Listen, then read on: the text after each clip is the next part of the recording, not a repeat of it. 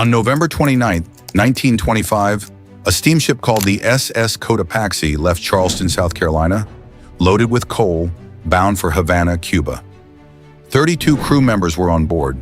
It never arrived. No wreckage, no bodies, no distress call that anyone could find, at least not at first. The ship simply vanished, and for the next 95 years it became one of the most famous unsolved mysteries in maritime history.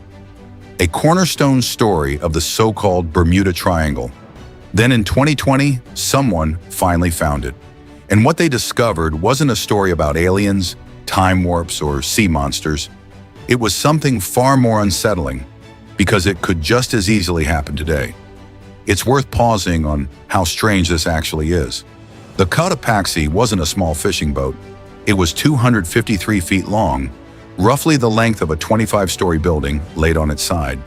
A steel-hulled steamship built for exactly this kind of route. In the modern imagination, ships don't just disappear.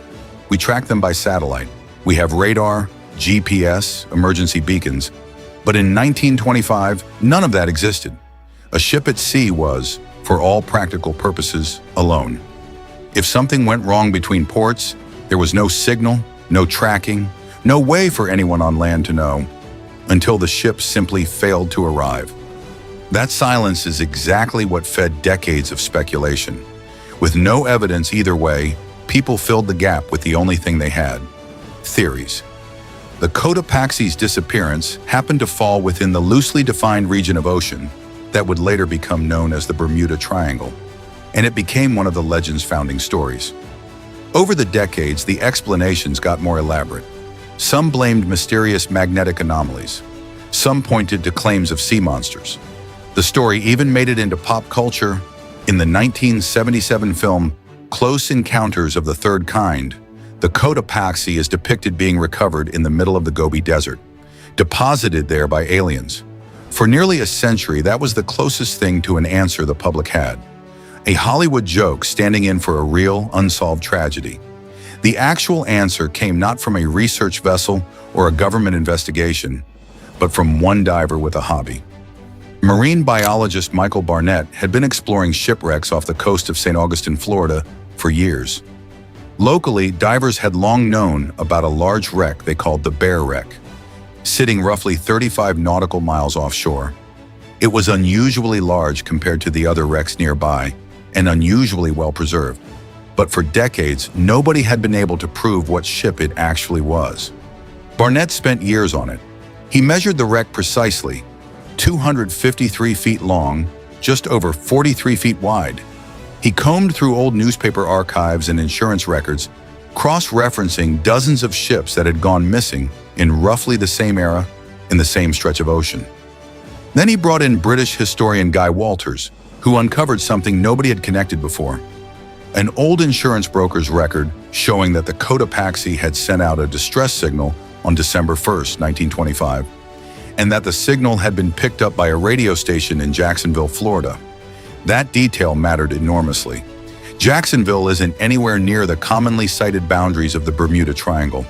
It pointed to a location much closer to where the Bear Wreck actually sat. Once the size, shape, and rough location all lined up, marine archaeologists dove the wreck directly to confirm it. What they found wasn't evidence of anything supernatural. It was evidence of something far more mundane and far more dangerous: poor maintenance. Investigators determined the Cotopaxi had left port in a state of disrepair. Several of its hatch covers, the components meant to seal the cargo holds from the sea, were faulty or missing entirely.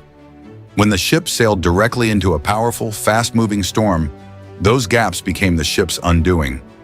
Seawater poured into the hull through the damaged hatches faster than the crew could manage. Weighed down and taking on water, the Cotopaxi went under. There was no mystery force at play, just an aging ship sent out under conditions it was never properly equipped to survive. It would be comforting to write this off as a relic of an less advanced era, something that couldn't happen with modern shipping. But the unsettling truth is that cargo ships have continued to vanish in the decades since, even with far better technology. In 1979, a massive ore carrier called the MS Berge-Vanga, over 220,000 tons, dwarfing the Cotopaxi many times over, was sailing from Brazil to Japan with a cargo of iron ore when contact with the ship was lost in the South Atlantic. No mayday, no wreckage beyond a few scraps of debris that might have belonged to the vessel. 40 people on board were never found. The common thread across nearly every one of these disappearances isn't a sea monster or a magnetic field. It's almost always some combination of severe weather, structural or maintenance failures, and, in the case of older incidents, limited or non-existent communication once a ship was already in trouble. Here's the part that's easy to forget in the age of GPS tracking and satellite phones. The ocean is still enormous, and a sinking ship in a storm at night gives almost no warning.